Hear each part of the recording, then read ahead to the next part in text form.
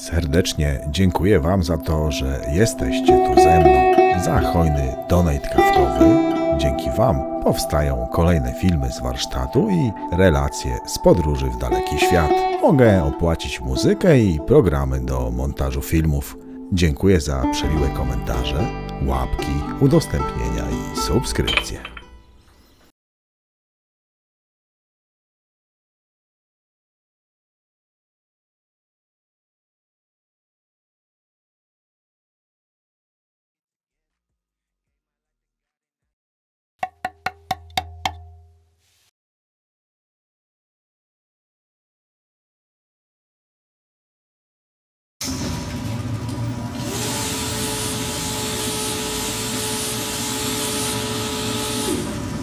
Dzień dobry. Jak wymontować rozrusznik z BMW 1150 i jak go zamontować? Motocykl w dzisiejszym warsztacie ma już 22 lata i około 220 tysięcy kilometrów za sobą. Rozrusznik przez ten czas był wymontowany, przejrzany i nasmarowany tylko jeden raz. Ale nie bierzcie tego dosłownie. Nie przekładajcie tego przebiegu na lata i przebieg swojego motocykla. Taki interwał jest płynny, zróżnicowany i zależny od sposobu eksploatacji motocykla, podobnie jak z klockami hamulcowymi. Ten motocykl jeździ na długich dystansach. Na takich trasach oczywiste jest, że rzadziej się hamuje i uruchamia silnik. Niemniej jednak przychodzi taki czas, że rozrusznik kiedyś osłabnie albo zwyczajnie zakończy współpracę z silnikiem. Dziś damy szansę niedrogiemu zamiennikowi polskiego producenta, a właściwie dystrybutora, który branduje pudełka swoim logo i nie wstydzi się przyznać do swoich produktów. Zajrzymy oczywiście również do wnętrza nowego rozrusznika i porównamy z tym, co w oryginale. Co siedzi w środku, jak zamontować już za chwilę. Krok po kroku. Zapraszam na warsztat. Witaj w warsztacie dla amatora. Jeśli lubisz serwisować swój motocykl samemu, jeśli korzystasz z tutoriali na YouTube, zapraszamy Cię do naszego warsztatu. Dowiesz się i zobaczysz krok po kroku, jak samodzielnie wykonać drobne i te bardziej skomplikowane naprawy. Wszystkie przedstawione instrukcje podparte są informacjami z BMW Database dla mechanika BMW Motorrad oraz wiedzą zebraną od użytkowników. Zapraszamy Cię do subskrypcji i witaj w warsztacie najłatwiejszym z możliwych. Wymontowanie rozrusznika nie powinno zająć więcej czasu niż wypicie porannej kawy. Rozrusznik umocowany jest do obudowy koła zamachowego jedynie 2 śrubami.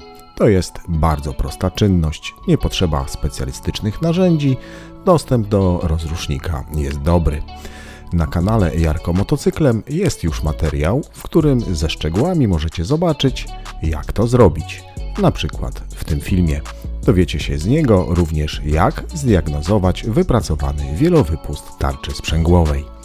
My skupimy się na porównaniu budowy oryginalnego rozrusznika i jego tańszego odpowiednika polskiej firmy AS.pl. Zobaczycie w filmie, czym się różnią w swoim wnętrzu. Taki rozrusznik można zamówić w sklepie internetowym. Do naszego warsztatu przyszedł w takim producenckim opakowaniu.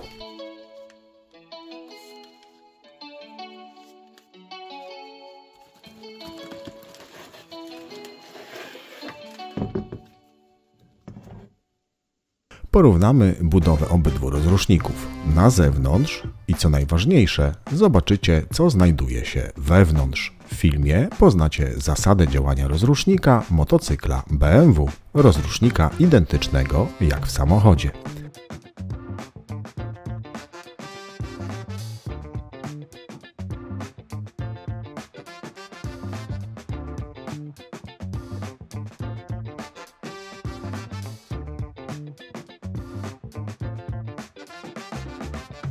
Nasz rozrusznik pochodzi ze standardowej linii firmy Alternators Starters and Parts.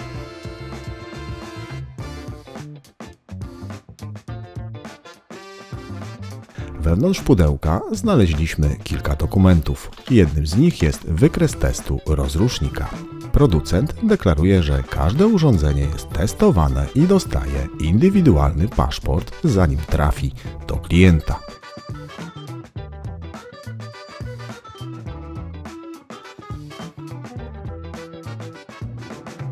Na testach rozrusznik uzyskał moc 1,35 kW wobec deklarowanej 1,1 kW przy maksymalnych 1524 obrotach, pobierając 328 A.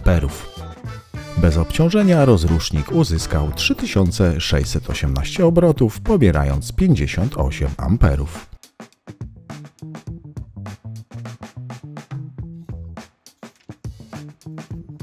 To jest nasz używany, oryginalny rozrusznik zamontowany w motocyklu przez fabrykę BMW.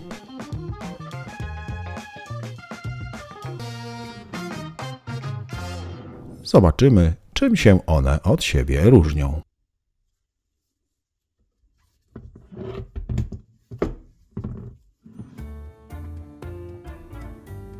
Na pierwszy rzut oka zauważymy różnicę w budowie zębów Bendixu.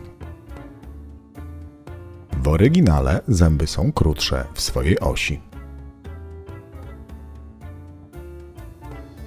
Sprzęgło pracuje podobnie, przy czym w starym rozruszniku nieco trudniej jest obrócić kołem zębatym.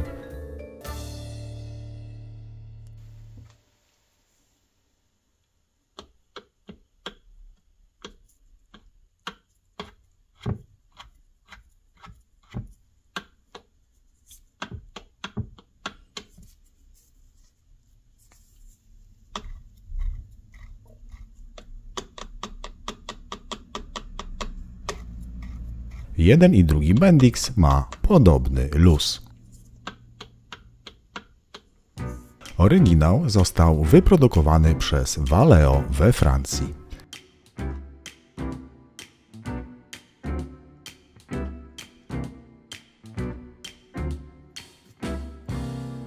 Sprawdzimy teraz, czy oba rozruszniki w stanie spoczynku cofają Bendix na podobną odległość. Ten dystans to miejsce na zębatkę koronową koła zamachowego. 12 mm wobec 11,5 to zaledwie 0,5 mm różnicy. Teraz porównamy ich budowę zewnętrzną. Na pierwszy rzut oka oba wydają się identyczne.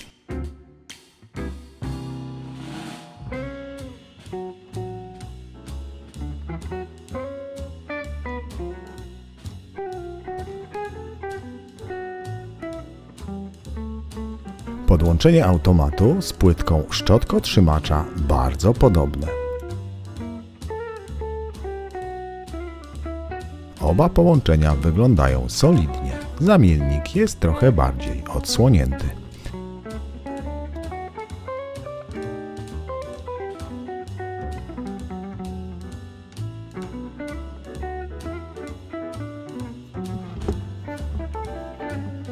Konektory do podłączenia elektrycznego impulsu dla elektromagnesów są identycznego rozmiaru.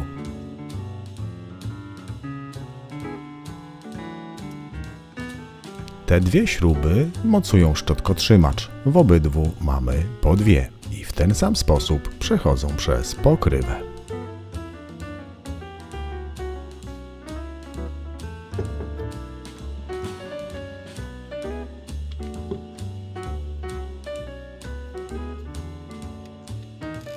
Tu mamy śrubę i kołek ustalający. Tutaj podobnie. Tutaj znajduje się nit. Nasz zdemontowany rozrusznik ma tutaj śrubę. Jest tak, ponieważ rozrusznik był wcześniej rozbierany. Nity zastąpiono śrubami. Sposób, w jaki poskręcane są oba rozruszniki, jest podobny. Kołki ustalające w tych samych miejscach. Nity również.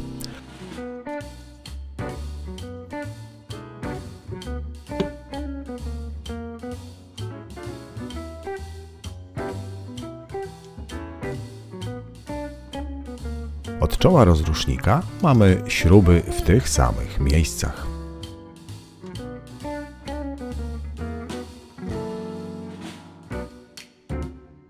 Oryginalny rozrusznik ma w odlewie widoczne logo producenta. Tutaj znajduje się tuleja ślizgowa. W obydwu wydają się być zrobione z podobnego materiału. Teraz porównamy, jak pracują obydwa rozruszniki bez obciążenia. Pod uwagę należy wziąć, że oryginalny wymontowano z motocykla z przebiegiem ponad 220 000 kilometrów.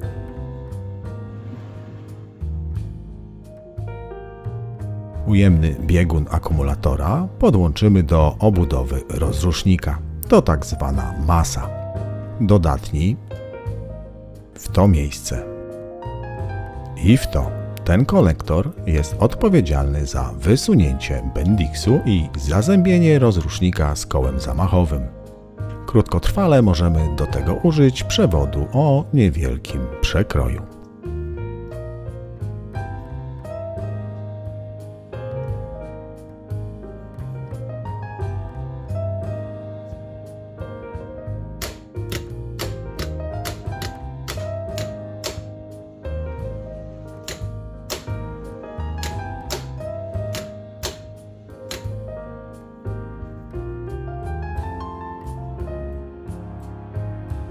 Aby obrócić silnik elektryczny, jakim w istocie jest rozrusznik, zasilanie należy podłączyć w to miejsce. Tutaj potrzebujemy przewód o większym przekroju. Nasz rozrusznik ma deklarowaną moc 1,1 kW.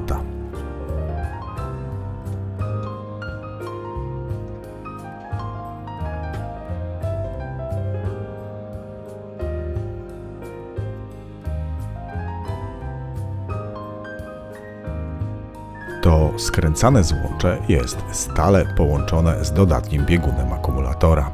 Podając prąd jedynie w to miejsce, nie uruchomimy rozrusznika. Za uruchomienie rozrusznika odpowiada elektromagnes automatu. Uruchomimy go podając prąd cienkim przewodem do płaskiego konektora.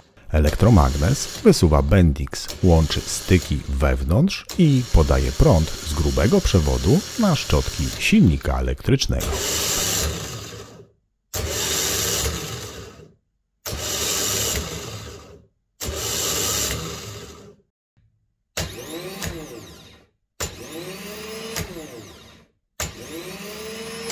Nowy rozrusznik pracuje zdecydowanie ciszej i płynniej.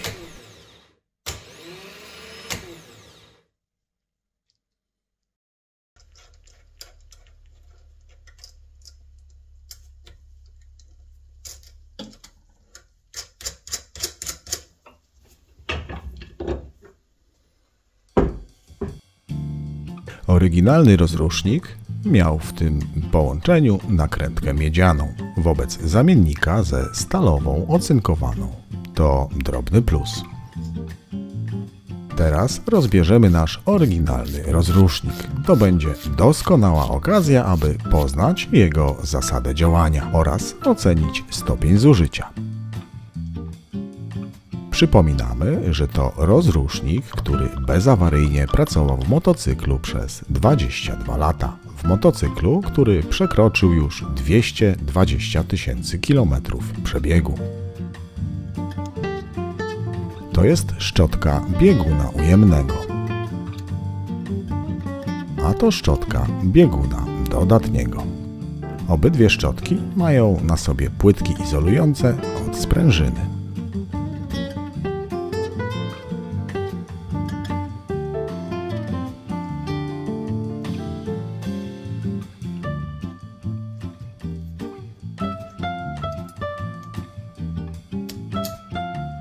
Tak wygląda używana szczotka. Żadna ze szczotek nie była nigdy wymieniana. Później ocenimy jej zużycie w stosunku do nowej.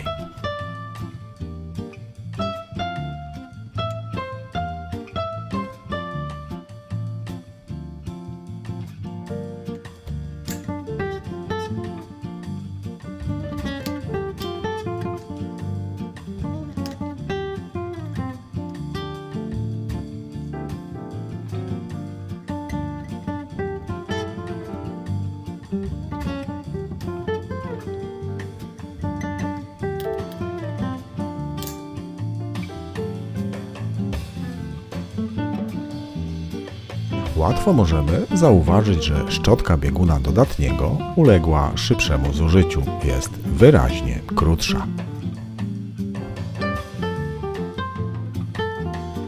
To jest bardzo ważna płytka izolująca. Izoluje szczotkę od sprężyny, która jest na niej oparta. Obydwie szczotki mają takie same płytki.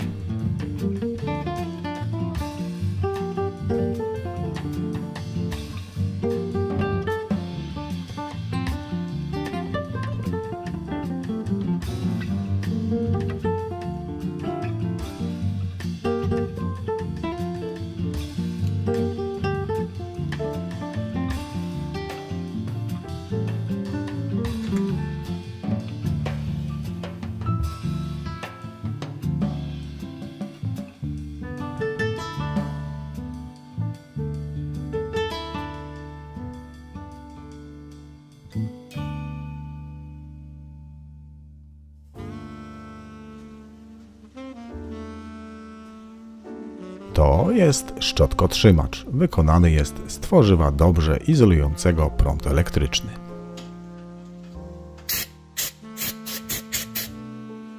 To, co tutaj widzicie, to komutator. Ta konstrukcja różni się nieco od większości silników elektrycznych. Szczotki są dociskane od jego czoła, a nie po bokach, jak w większości silników. Szczotki, trąc o komutator, ulegają skróceniu. W skrajnych przypadkach może to doprowadzić do unieruchomienia rozrusznika. Jeśli tak się stanie, wtedy najczęściej krótkotrwale pomaga stuknięcie młotkiem w obudowę rozrusznika przed uruchomieniem silnika.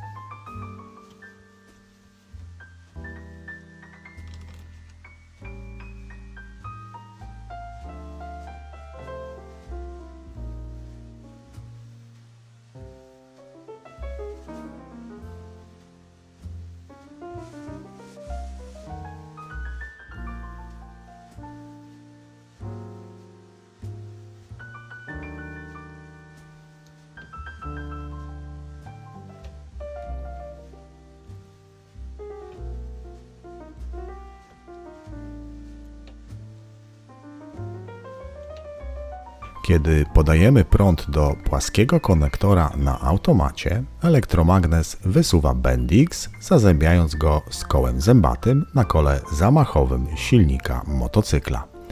Wtedy uruchamia się silnik elektryczny rozrusznika i uruchamia silnik spalinowy motocykla.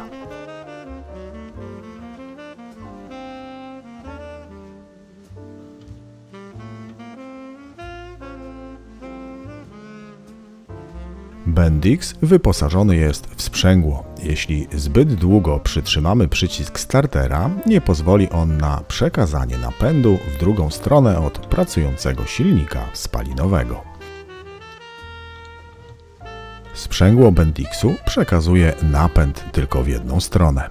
Od sprawności tego elementu zależy bardzo wiele. Jeśli słyszycie pracujący rozrusznik, a silnik spalinowy nie jest obracany, oznaczać to będzie niesprawność tego układu, niesprawny elektromagnes lub zerwane sprzęgło koła zębatego Bendixu.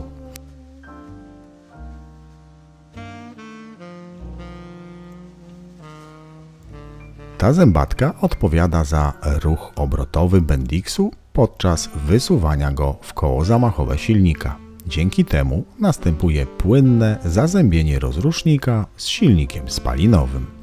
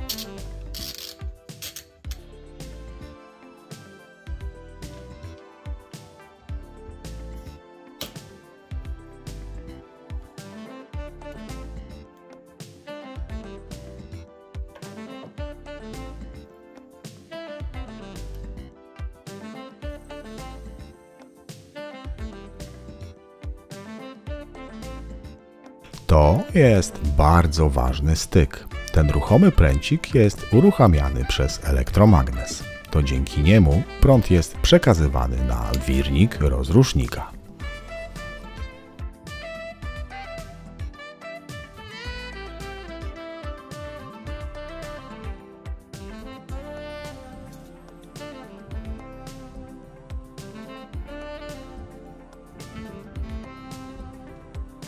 W tym miejscu oparty jest element, który widzieliście przed chwilą. To ruchomy rdzeń elektromagnesu odpowiedzialny jest również za wysunięcie bendiksu w stronę koła zamachowego. Wciska go i łączy styk prądu z głównego przewodu zasilającego z akumulatora ze stykiem podłączonym do szczotki dodatniej rozrusznika. Szczotka ujemna jest stale podłączona do obudowy rozrusznika.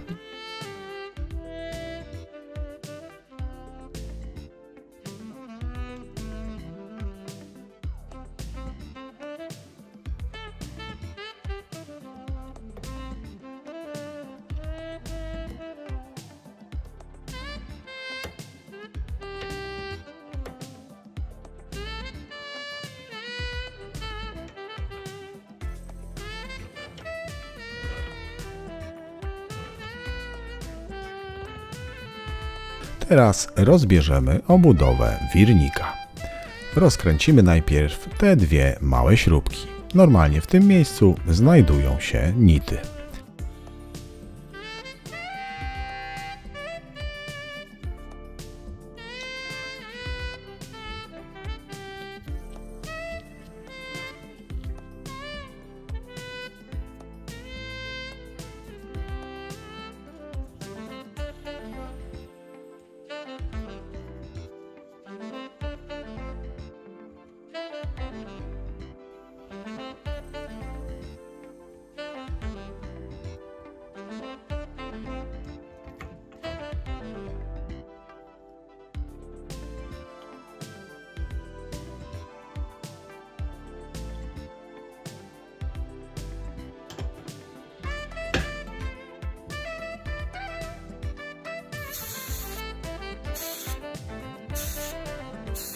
Wewnątrz stojanu rozrusznika, stojanu, który jest jednocześnie obudową naszego rozrusznika, znajdziecie 4 magnesy.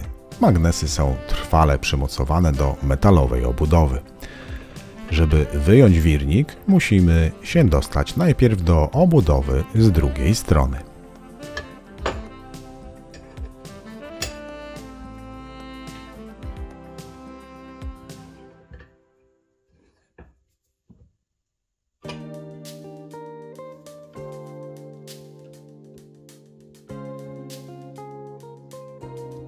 Aby wydobyć wirnik, wystarczy zdemontować teraz jedynie ten pierścień zegera.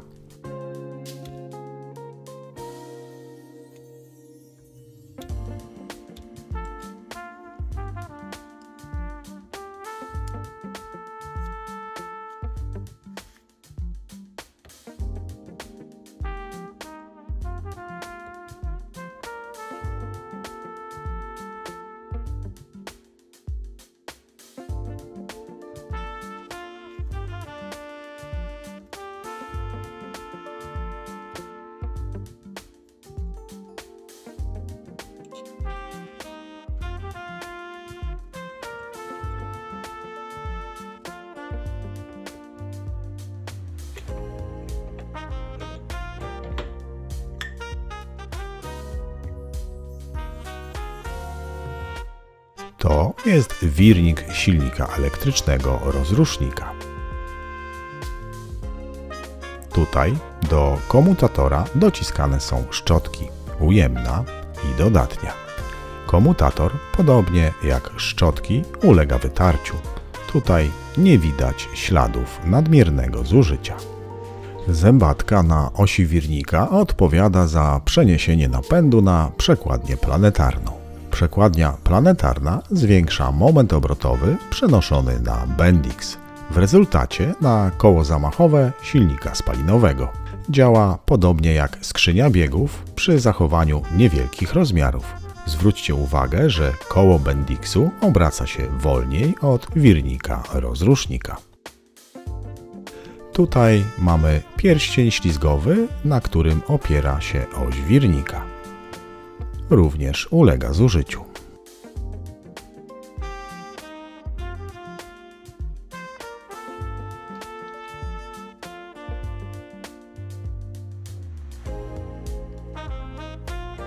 Przekładnia planetarna jest w istocie elementem nierozbieralnym. Wewnątrz znajduje się kilka kół zębatych. Ślady, które tu widzicie, powstały kiedyś przy rozbiórce przekładni i ponownym montażu pokrywy przekładni. Przy serwisie rozrusznika wystarczy zajrzeć do wnętrza, obejrzeć kółka zębate i nałożyć tam odpowiednią ilość smaru.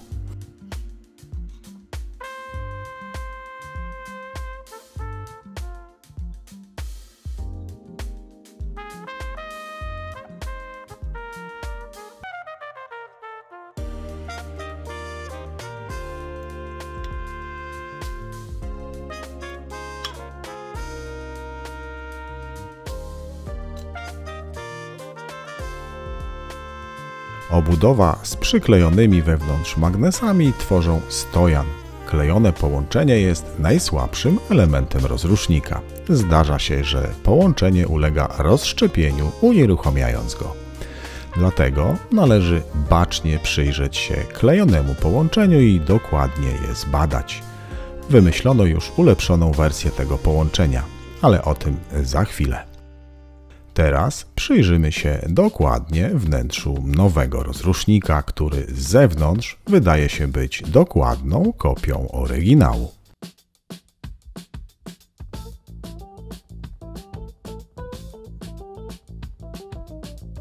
Produkt firmy AS pochodzi ze standardowej linii produkcyjnej i w istocie jest tylko montowany i testowany w Polsce. Moc deklarowana to minimum 1,1 kW, tyle samo co rozrusznik oryginalny.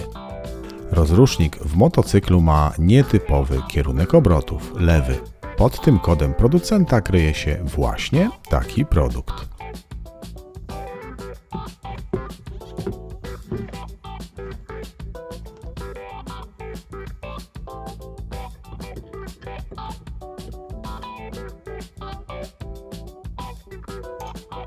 Szpilki mocujące obudowę, podobnie jak w oryginale, wykonane zostały z miedzi lub miedziowanej stali.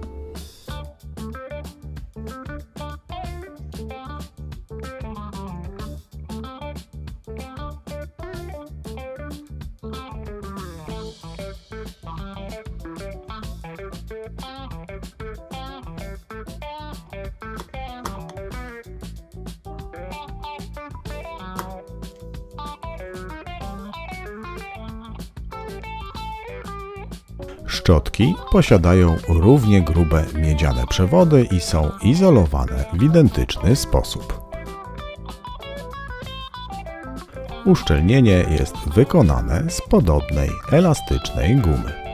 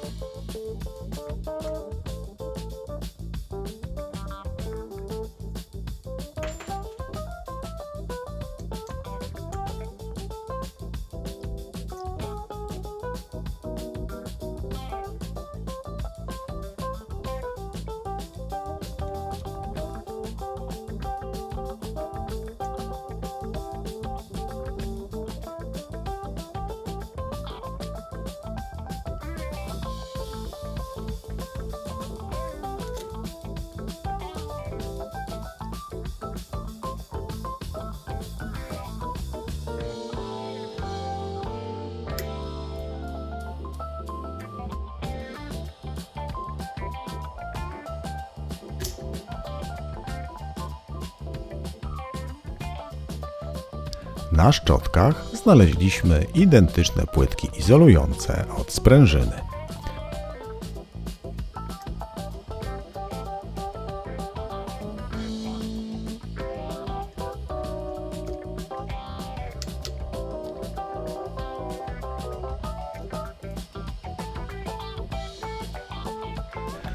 Budowa szczotki bieguna dodatniego jest niemalże identyczna. Blaszana płytka przykręcana do elektromagnesu jest wykonana z podobnego materiału.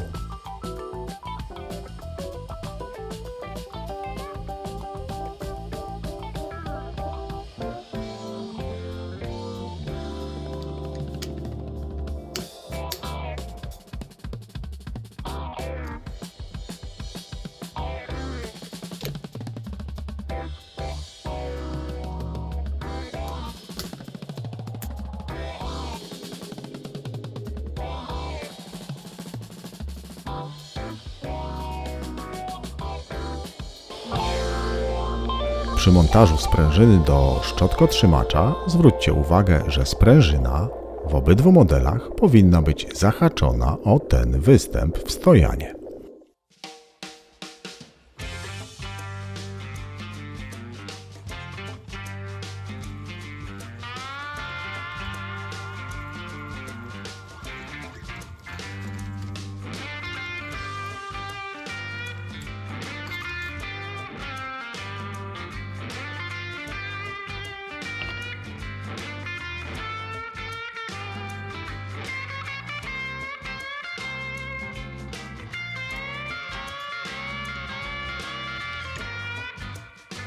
Osadzenie Bendixu na osi, jak i budowa mechanizmu wysuwającego jest identyczna. Ponieważ Bendix w początkowej fazie zostaje wysunięty wzdłuż osi, znajdziecie tutaj mosiężną tuleję. Luz w tym miejscu to kolejne miejsce do kontroli stanu rozrusznika.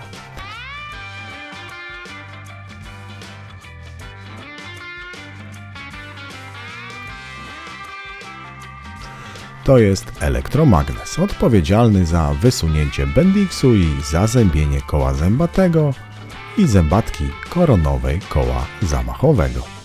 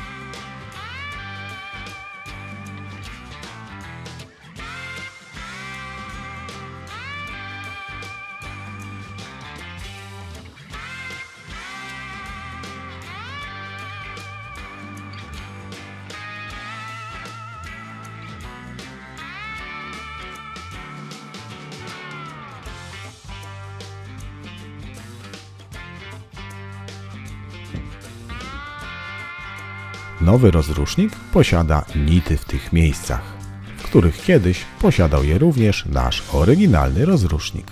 Aby dostać się do wnętrza, będziemy musieli je rozwiercić. Poniżej znajduje się kołek ustalający położenie stojana rozrusznika, jak w oryginale.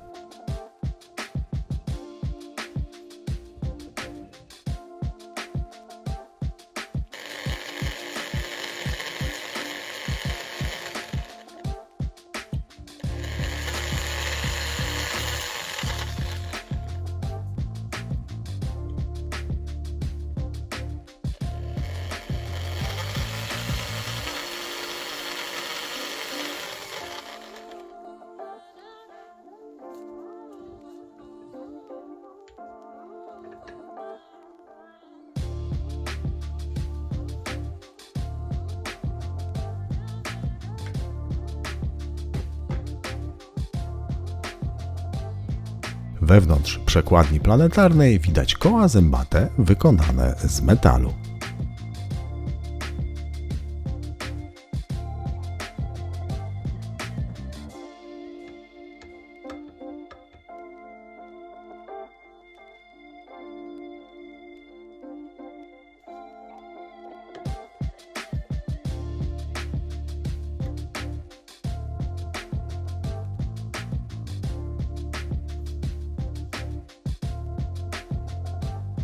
Oś wirnika zabezpieczona jest pierścieniem zegera.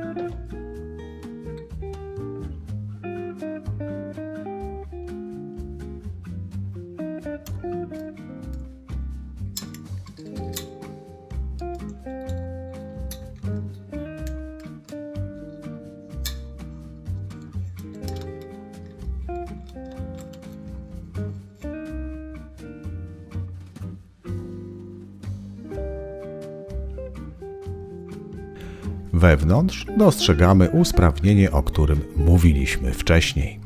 Magnesy nie są już przymocowane do obudowy za pomocą kleju. Tutaj zastosowano stalowe sprężyste rozpórki. Dzięki takiemu rozwiązaniu połączenie stało się mniej zawodne i bardziej odporne na wibracje. Zdarza się, że oryginalny niesprawny rozrusznik wymaga jedynie takiej modyfikacji. Wymiana stojana na taki jak ten.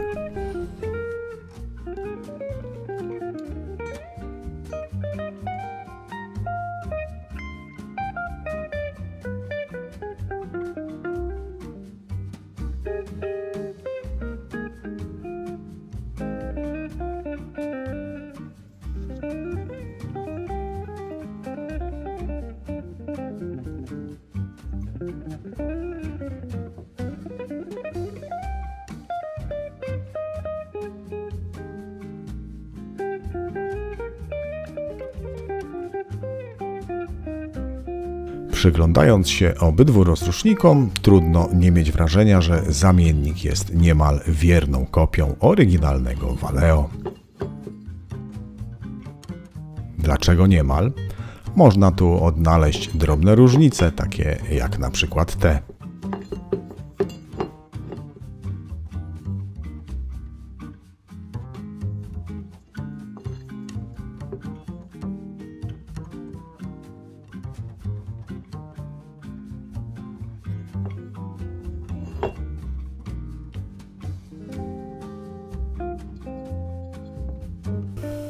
Te otwory w zamienniku nie są przelotowe.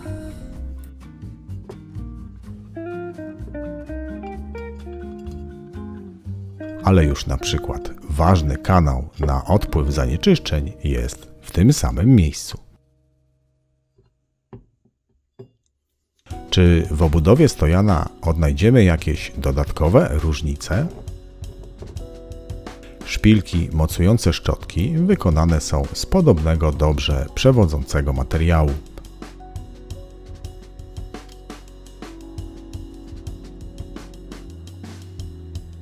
Umiejscowienie i średnica wszystkich otworów wydaje się być identyczna. Najważniejsza różnica jest w środku. Valeo zdecydowało się przykleić swoje magnesy do stalowej obudowy. To najczęściej zawodzący element. W zamienniku zastosowano trwalsze mocowanie stalowymi rozpórkami. Dzięki temu rozrusznik stał się bardziej odporny na drgania.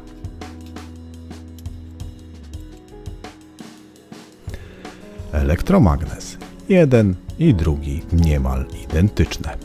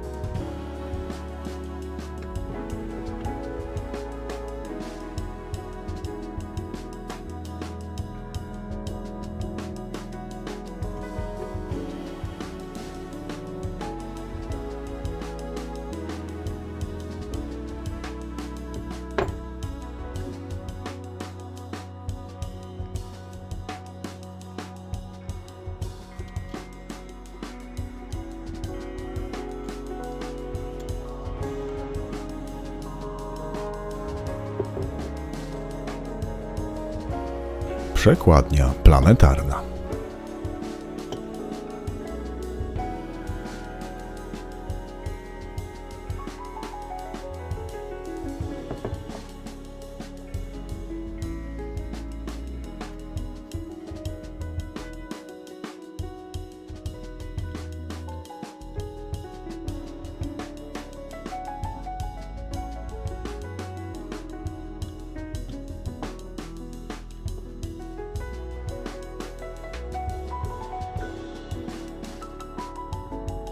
Obydwie przekładnie mają koła zębate wykonane z metalu. Wewnątrz jednej i drugiej znajdziemy podobną tuleję ślizgową.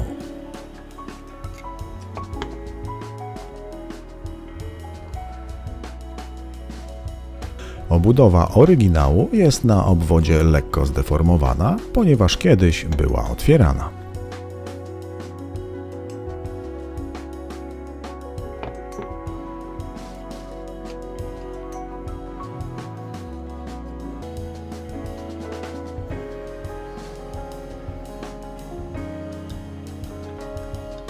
Valeo z racji wieku i wyeksploatowania ma już lekkie luzy na łożysku ślizgowym Bendixu.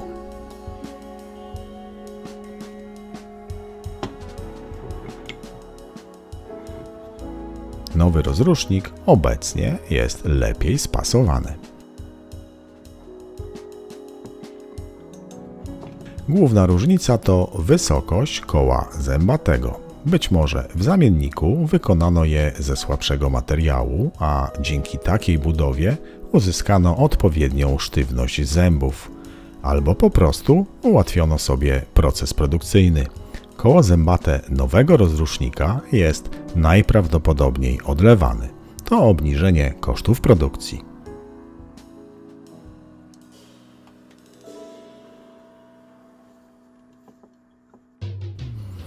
Porównajmy wirniki.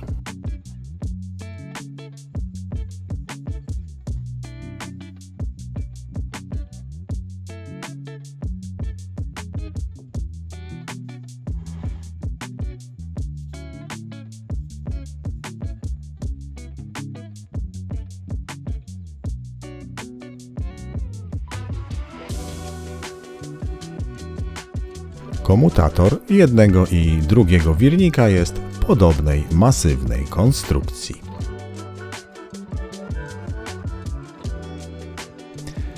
Jednak najważniejsze jest to, co kryje się w środku. Ilość uzwojeń i materiał, z jakiego zostały wykonane.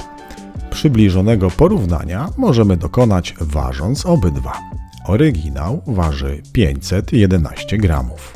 Zamiennik to 484 gramy. Różnica to 27 gramów. Jest na tyle niewielka, że może to świadczyć o podobnej ilości uzwojeń wykonanych z podobnego materiału w obydwu wirnikach.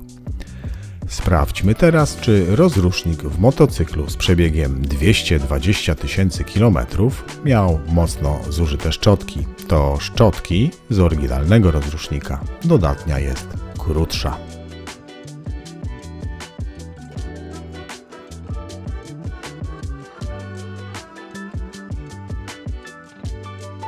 Wygląda na to, że szczotka bieguna ujemnego uległa niewielkiemu zużyciu i z pewnością nie wymagała wymiany.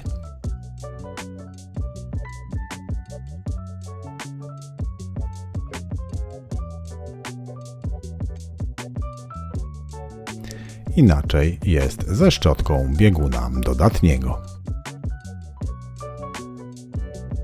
Nowa szczotka ma długość prawie 18 mm.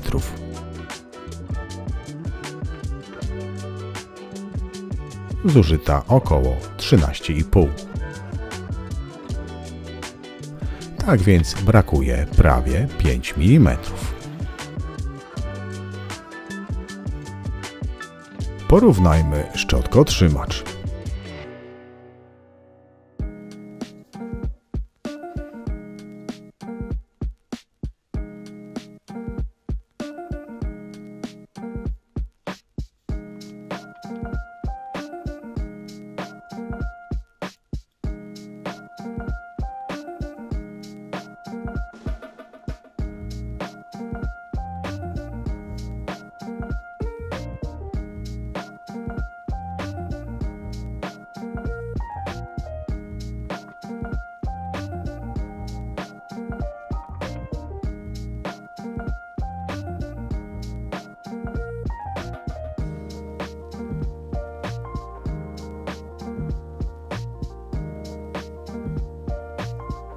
Obydwa są niemal identyczne, bez istotnych różnic konstrukcyjnych. Wydają się być wykonane z podobnego materiału. Obydwa posiadają podobne gumowe uszczelnienia.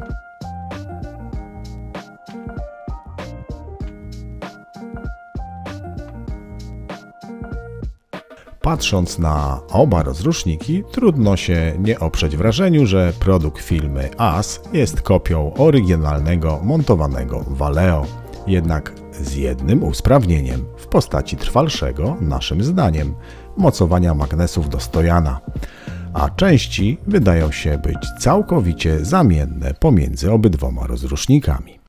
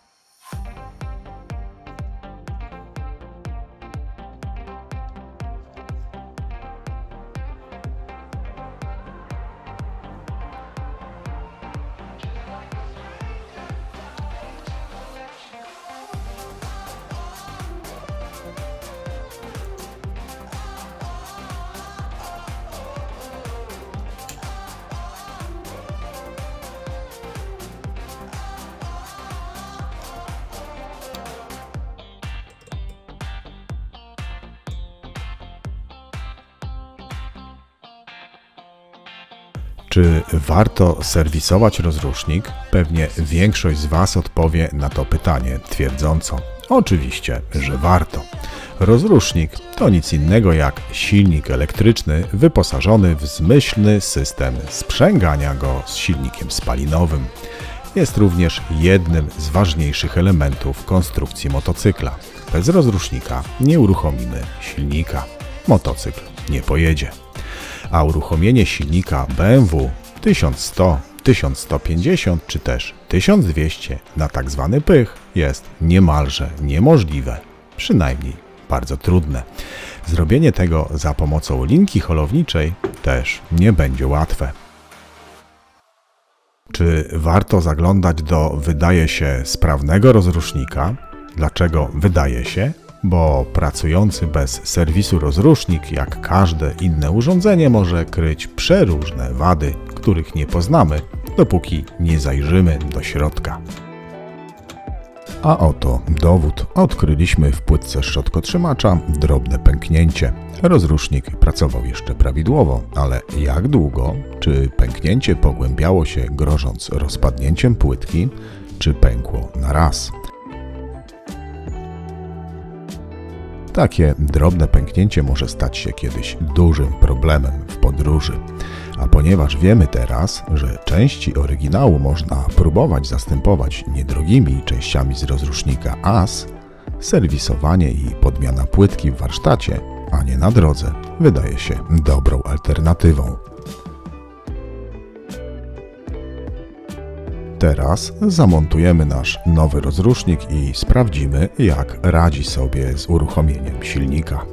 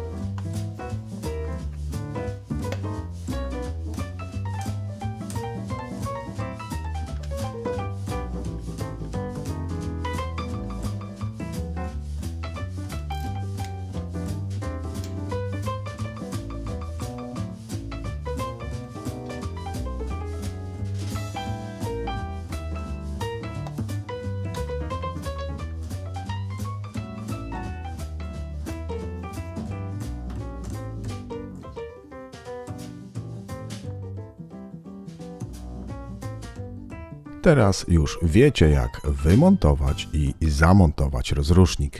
Wiecie, jak jest zbudowany i jak działa.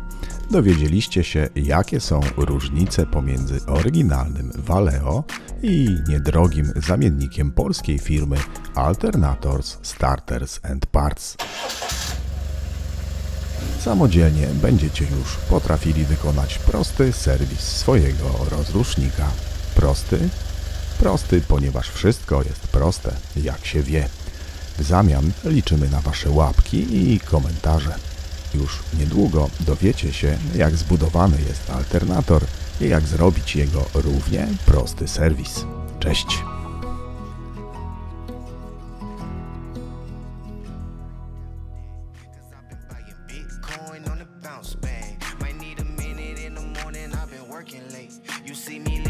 My purpose, I don't perpetrate. I'm certified, certain mattress off the Yerba mate. She in a green velvet box to make it percolate.